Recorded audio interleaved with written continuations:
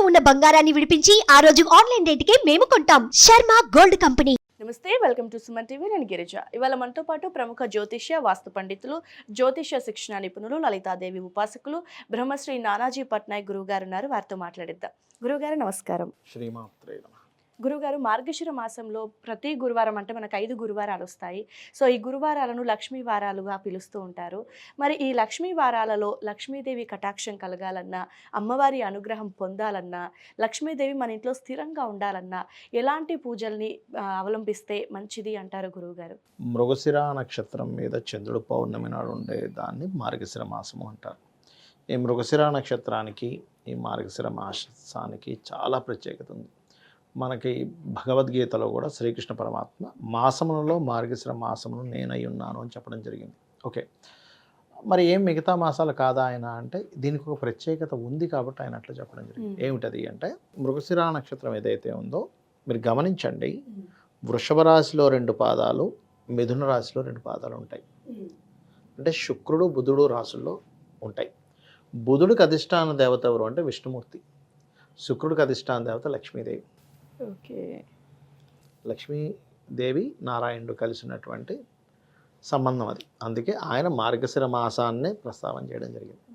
ఇప్పుడు పౌర్ణమి ఎప్పుడు జరుగుతుంది? మృగశిర నక్షత్రం మీద ఉన్నప్పుడు జరుగుతుంది పౌర్ణమి. ఏది? మార్గశిర మాసంలో. అప్పుడు వృశ్చికంలో కానీ ధనస్సులో కానీ ఉంటాడు రవి. ధనస్సులో ఉంటాడు. ధనస్సులో రవి ఉండి ఈ యొక్క చంద్రుడు మృగశిర నక్షత్రంలో మిథున రాశిలో ఉంటాడు. చంద్రుడు అంటే ఎవరు? పాల సముద్రం, పాలకు కారకుడు, లిక్విడ్కి కారకుడు. సో పాల సముద్రంలో ఉండేటువంటి ఆ చంద్రుడు, అంటే చంద్రుడికి పాల సముద్రానికి చంద్రుడికి సంబంధం ఉంటుంది. ఓకే, అంటే పాలకి చంద్రుడికి సంబంధం ఉంటుంది. ఆ చంద్రుడు అక్కడ ఉండగా మృగశిర నక్షత్రం ఇటు 2 పాదాలు, ఇటు 2 పాదాలు అంటే లక్ష్మీదేవి మరియు ఈ యొక్క విష్ణువు సంబంధం ఉంది. కాబట్టి అక్కడ మనకి లోపల తెలియకుండానే అంత సీక్రెట్ ఉంది మార్గశిర మాసానికి, విష్ణువుకి. ఎవరైతే మార్గశిర లక్ష్మీ వారాలు చేస్తారో వాళ్ళకి కలిగే ఫలితం ఏమిటి అంటే, first of all peace of mind. దీంతోపాటు కొంతమంది చూడండి అంటూ ఉంటారు, ఏంటి, జీవిత భాగస్వామి యొక్క ఆయుష్ బాగుండాలి, వాళ్ళ పసుపు కుంకుమలు బాగుండాలి అంటుంటారు చూసారా. అటువంటి వారు ఈ మార్గశిర లక్ష్మీ వారాలు ఎవరైతే చేస్తారో, విష్ణువుని లక్ష్మీదేవిని ఆరాధిస్తూ వాళ్ళకి లక్ష్మీ కటాక్షం అనేటువంటిది ఉంటుంది. కలశం పెట్టుకొని చక్కగా విష్ణువుని లక్ష్మిని పటాలు ఉంటాయి, లేనట్లయితే ఇద్దరు కలిసినటువంటిది పెట్టుకొని విష్ణు సహస్రనామాలు, లక్ష్మీ అష్టోత్తరాలు చదువుకుంటూ చేస్తారు. 4 లక్ష్మీ వారాలు కూడా. 4 వారాలు చేయలేని వాళ్ళు ఏ వారం కుదిరితే ఆ వారం చేయడం, అంటే కొన్ని ఇబ్బందులు వస్తాయిగా లేడీస్ సహజంగా చేస్తూ ఉంటారు. మూలధనానికి గురువు కారకుడమ్మా. గురువు ఇప్పుడు మనకు చూడండి, బ్యాంక్ బ్యాలెన్స్ లేదండి, అందరూ కంప్లైంట్ ఏంటంటే బ్యాంకులో ₹1 లేదండి అంటూ ఉంటారు. బ్యాంకులో రూపాయి ఎందుకు ఉండాలంటే ఒక ధైర్యం. ఇప్పుడు మామూలుగా రూపాయి కూడా జేబులో లేకుండా వెళ్ళిన దానికి ఎప్పుడు 10,000 జేబులో, మనకి సైకాలజిస్టులు ఏం చెప్తారంటే, నువ్వు ఏదేమైనా ఒక 10,000 జేబులో పెట్టుకో, పర్సులో పెట్టుకో అంటుంటారు. అంటే తెలియని ఒక మనోధైర్యం, నా దగ్గర డబ్బులు ఉన్నాయని.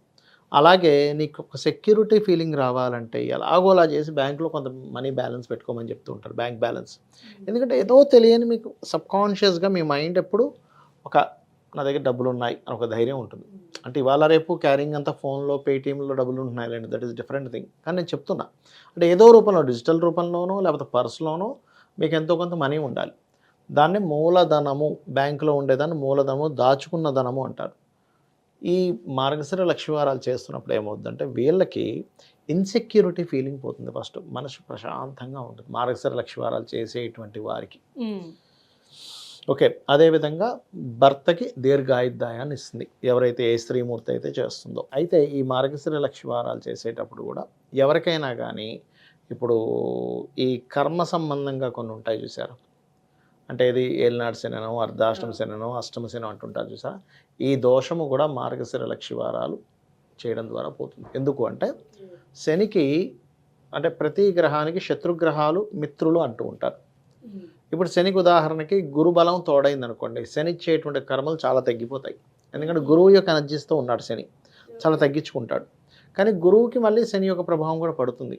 దట్ ఈస్ అంటే ఆస్ట్రాలజీలో చాలా లాజిక్స్, చాలా కాంబినేషన్స్, పెర్ముటేషన్స్ అండ్ కాంబినేషన్స్ ఉంటారు. వాటిని చూసుకుంటూ వెళ్తే డిఫరెంట్ ఆస్పెక్ట్స్లో డిఫరెంట్ ప్రిడిక్షన్స్ వస్తాయి. That is different thing. అయితే ఎప్పుడైతే కుజుడు యొక్క ప్రభావం ఎక్కడైతే ఎక్కువగా ఉంటుందో శని యొక్క ప్రభావం తగ్గుతుంది. శని అంటే ఏమిటి? లేట్ అవ్వడం, కర్మకారకుడు. అంటే ఆయన కర్మకారకుడు, లాభానికి కారకుడు. ఆయనే చాలా విషయాలకు ఆయన ఎనర్జీ లేకపోతే మనం ఏం చేయలేం. కానీ మితిమీరిపోయింది అనుకోండి శని ఎనర్జీ, అంటే ఏంటి? బద్ధకం పెరిగింది అనుకోండి, ఏంటి పరిస్థితి? ఎదగలేడు మనిషి. బద్ధకించాడంటే ఎదగలేడు. అన్ని పనులు పెండింగ్ పెట్టుకుంటూ వెళ్ళిపోతుంటాడు. ఈ మార్గశిర మాసంలో ఎవరైతే లక్ష్మీదేవిని, విష్ణువుని పూజిస్తారో, అందులో పర్టికులర్గా ఎక్కువగా నాకు ఇబ్బంది ఉంది అనుకునేటువంటి వారు లక్ష్మీ నృసింహస్వామి యొక్క కరావలంబ స్తోత్రం ఎవరైతే మార్గశిర మాసం మొత్తం చాంటింగ్ చేస్తారో వాళ్ళకి ముఖ్యంగా కర్మ తొలగుతుంది. గుర్తుపెట్టుకోండి. ఏదైతే కర్మ వాళ్ళని పీడిస్తుందో అంటూ ఉంటారు చూసారా, నా కర్మర బాబు అంటూ ఉంటాం. ఆ కర్మను తొలగించేటువంటి శక్తి మార్గశిర మాసంలో లక్ష్మీ నరసింహస్వామిని ఆరాధన చేయడం ద్వారా పోతుంది. అలాగే మరికొంతమందికి ఏమంటే నాకు ఎక్కువ దోషాలు ఉన్నాయనుకునేటువంటి వారు మార్గశిర మాసంలో లక్ష్మీ నారాయణుని పూజతో పాటు ఏదైనా ఒక క్షేత్రానికి, లక్ష్మీ నరసింహస్వామి క్షేత్రానికి వెళ్ళాలి. వెళ్ళినట్లయితే ఖచ్చితంగా 100% వీళ్ళు దాని నుంచి బయటపడడం జరుగుతుంది. అందులో ఎటువంటి సందేహం లేదు.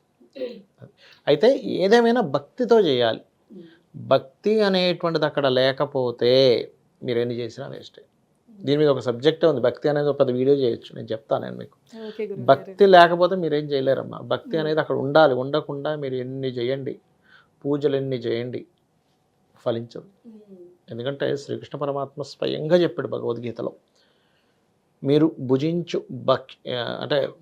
భక్ష్యభోక్షలేష పదార్థాలు జీర్ణం చేస్తున్నా అని చెప్పాడు. దీంతోపాటు ఇంకో విషయం చెప్పాడు. ఏంటంటే అక్కడ ఉదకమైనను, పుష్పమైనను, ఫలమైనను, ఉదకమైనను ఫలాపేక్ష రహితంగా, అంటే ఒక పుష్పం పెట్టినా, ఒక ఫలం పెట్టినా, ఉదకం అంటే నీటి చుక్కను పెట్టినా కూడా మీరు ఏమీ ఎక్స్పెక్ట్ చేయకుండా మీరు కనుక నాకు సమర్పించినట్లయితే నేను వాటిని భక్తితో స్వీకరిస్తున్నాను. ఎంతో అంటే మీరు భక్తిగా పెట్టినట్లయితే ఎంతో ప్రీతితో స్వీకరిస్తున్నా అంటాడు.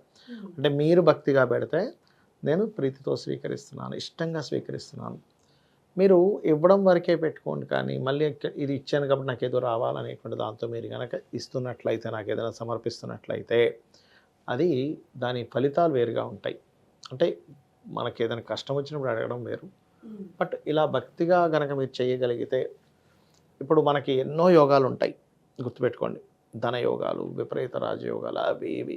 కానీ అన్నిటికంటే గొప్ప యోగం భక్తి యోగం. దాని మీద మనం ఒక సబ్జెక్ట్ చేద్దాము, తెలియాలి అందరికీ కూడా. అయితే ఇప్పుడు ఈ క్షేత్ర దర్శనం అన్నారు కదా గురువుగారు, అది లక్ష్మీ వారం రోజు చేయాలా లేదంటే మార్గశిర మాసంలో ఎప్పుడైనా చేయొచ్చు అమ్మా?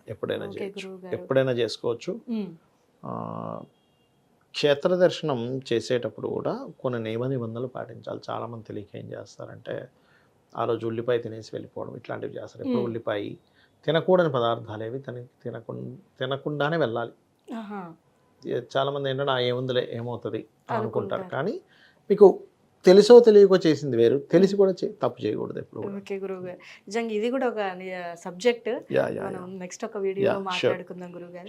అయితే ఆడవారికి సమస్యలు వస్తూ ఉంటాయి కాబట్టి ఏదైనా ఒక్క వారం చేసుకున్నా ఆ పుణ్య ఫలితం దక్కుతుందంటారా? దక్కుతుందమ్మా. వీలైతే 4 వారాలు చేసుకోవచ్చు, ఒక వారం చేసుకున్న ఫలితం దక్కుతుంది. చేయలేని వారాలు చింతించాలి కనీసం. అయ్యయ్యో మార్గశిర మాసం అంటే సాక్షాత్ విష్ణు స్వరూపము, ఇప్పుడు నేను చేయలేకపోతున్నాను ఏంటని బాధపడగలగాలి. ఓకే గురువుగారు, లక్ష్మీ వారాల రోజు అమ్మవారిని పూజిస్తే ఎలాంటి ఫలితం కలుగుతుంది, అలాగే చేయాల్సిన పనులని కూడా చాలా చక్కగా తెలియజేశారు గురువుగారు. ధన్యవాదాలు. శ్రీమాత్రే నమః.